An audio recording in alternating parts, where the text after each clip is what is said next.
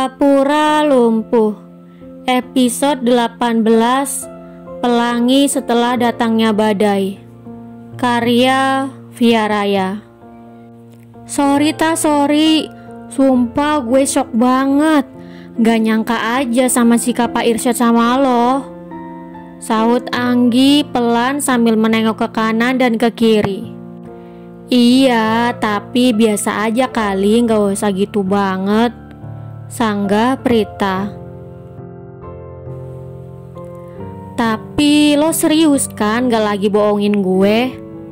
Tanya Anggi masih tetap tidak percaya.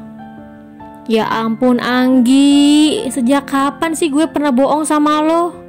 Semalam aja gue sampai ke bawah mimpi itu kejadian kemarin. Sahut Prita tidak habis pikir. Gila, parah banget. Udah, mending lo lupain aja Pak Irsyad.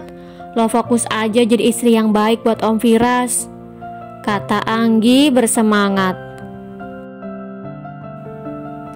Ia tidak ingin sahabatnya berlarut-larut dalam kesedihan. Apalagi yang membuat Prita sedih adalah Pak Irsyad. Ia semakin tidak rela mengingat betapa besar rasa cinta sahabatnya itu. Waktu istirahat pun tiba. Pak Irsyad sudah menunggu di Prita di depan kelas. Sementara Hegar yang masih marah karena gagal mengantar Prita pulang masih menyimpan rasa dendam.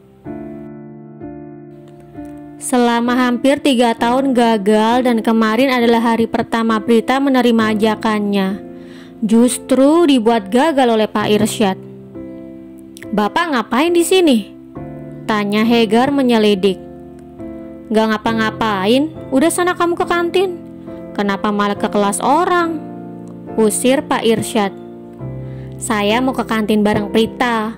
Awas aja kalau sampai gagal lagi karena ulah bapak, sahut Hegar mengancam. Tepat ketika Prita keluar kelas bersama Anggi, Pak Irsyad bergegas menarik tangan Prita dan membawa ke ruangannya. Pak Irsyad apaan sih? Tanya Prita mengerutkan keningnya. Tadi pagi kan saya bilang ada yang mau saya omongin sama kamu, sahut Pak Irsyad masih belum menyerah. Ya udah, lepasin. Prita beralih menatap kedua temannya. Kalian ke kantin duluan aja. Ada yang mau gue bahas sama Pak Irsyad. Prita mengempaskan tangan Pak Irsyad dan berkata pada Anggi dan Hegar agar ke kantin terlebih dahulu. Tapi tak, kata Hegar dengan wajah muram. Gak usah pakai kata tapi, udah ayo buruan, ajak Anggi menarik tangan Hegar. Hegar berjalan sambil menoleh ke belakang menatap Prita bersama Pak Irsyad.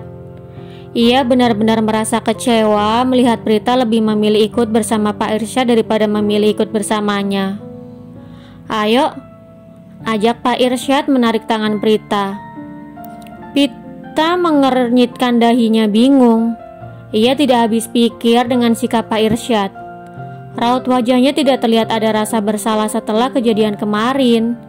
Padahal kata-katanya menusuk hati Prita, tapi sekarang apa? Sampai di ruangan Pak Irsyad, Prita membelahkan matanya terkejut. Apa ini Pak Irsyad? Tanya Prita melihat meja yang penuh dengan makanan pesan antar. Ada hot spicy, beef teriyaki, spicy sakana katsu, sukiyaki, furi-furi salad, hanakatsu bushi, sop karamel puding sebagai dessert, dan masih banyak lainnya, makanan khas Jepang yang tertata rapi di meja. Ini sebagai bentuk permintaan maaf aku atas sikap aku kemarin. Aku gak bermaksud buat gak percaya sama kamu. Aku cuman emosi aja, makanya sikapku berubah kasar seperti itu, sahut Pak Irsyad menyebut aku kamu, bukan saya kamu lagi. Apa? Aku kamu? Bisik Prita dalam hati terkejut dengan sikap Pak Irsyad yang tiba-tiba berubah. Udah ayo sini duduk, kita makan siang dulu, kata Pak Irsyad menarik tangan Prita. Pak Irsyad kenapa sih jadi hobi banget narik-narik tangan gue? Tanya Prita dalam hati. Pak Irsyad lagi gak sakit kan? Tanya Prita menyentuh dahi Pak Irsyad setelah mendaratkan tubuhnya di sofa. Bukan di sini, tapi di sini, sahut Pak Irsyad memindahkan tangan Prita ke dadanya. Pak Irsyad sakit jantung? Tanya Prita tidak mengerti dengan maksud Pak Irsyad. Bukan Prita, aku sakit hati karena kamu tiba-tiba berubah sama aku, berubah menjauh dari aku. Ternyata kamu polos banget ya, sahut Pak Irsyad mengacak rambut Prita gemas. Apa? Saya nggak salah dengar kan Pak? Tanya Prita terkejut mendengar ucapan Pak Irsyad. Seperti inilah sifat seseorang. Ketika dikejar selalu menjauh. Ketika berhenti dikejar, kini giliran ia yang kembali mengejarnya. Entah apa yang akan Prita lakukan setelah mengetahui perasaan Pak Irsyad.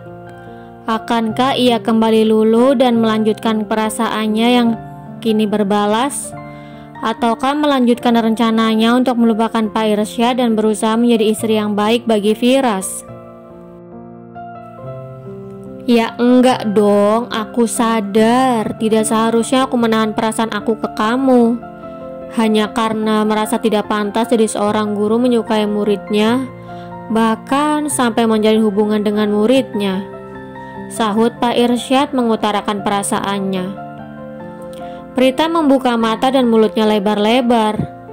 Jika ada lalat di sekitarnya, mungkin bisa masuk ke dalam mulutnya dan tersedak. Oh my god, gue gak salah denger kan? Ternyata Pak Irsyad selama ini suka sama gue. Terus apa yang harus gue lakuin sekarang? Tanya Prita dalam hati. Prita, panggil Pak Irsyad sambil mengayunkan tangannya di depan wajah Prita. Iya Pak, kita makan yuk, lapar nih. Ajak Prita tidak ingin membahas masalah itu lebih lagi. Ayo, sahut Pak Irsyad mulai menyiapkan makanan untuk Prita. Setelah selesai makan, Prita hendak kembali ke kelasnya. Namun sebelum itu, Pak Irsyad kembali mencekal tangannya. Makasih untuk makanannya, kata Prita bangkit berdiri hendak kembali ke kelasnya. Sama-sama. Tunggu Prita, sahut Pak Irsyad mencekal lengan Prita. Kenapa Pak? Tanya Prita sambil mengerutkan keningnya. Aku lihat tadi pagi kamu gak bawa sepeda. Pulang sekolah nanti aku antar kamu pulang ya, sahut Pak Irsyad. Gak usah Pak, nanti malah ngerepotin lagi. Lagian saya juga udah ada janji pulang bareng naik angkot sama Anggi, tolak Prita beralasan. Oh ya udah lain kali aja deh. Oh iya, bisa nggak kalau kita lagi berduaan jangan panggil aku Pak, panggil Mas aja ya, pinta Pak Irsyad. Hah? Mas? Prita terkejut mendengar permintaan Pak Irsyad. Iya Mas, satu lagi, panggil aku kamu aja, jangan pakai saya sama bapak lagi, oke? Pinta Pak Irsyad lagi. Oh, oke Pak. Maksudnya oke Mas, sahut Prita tersenyum kaku. Prita benar-benar terkejut melihat sikap Pak Irsyad yang berubah 180 derajat. Dari sikap cueknya yang berubah perhatian, sikap dinginnya berubah menjadi hangat, dan satu lagi, aku kamu. Bukankah sebelumnya Prita tidak pernah berpikir bahwa Pak Irsyad akan mengatakan hal seperti itu? Ya udah, kamu balik ke kelas Gi, ntar keburu bel bunyi, kata Pak Irsyad. Iya Pak, iya Mas, sahut Prita masih belum terbiasa. Akhirnya gadis itu keluar dari ruangan Pak Irsyad. Ia merasa mengalami hal yang tidak pernah sekalipun ia bayangkan. Setelah badai yang ia alami kemarin, kini datang pelangi. Oh my god, apalagi ini? Gue lagi gak mimpi kan? Bisik Prita dalam hati sambil menepuk-nepuk pipinya untuk memastikan sambil berjalan menuju kelas. Jangan lupa untuk like, komen, share, subscribe, dan tekan tombol lonceng untuk mendapatkan notifikasi episode selanjutnya. Terima kasih.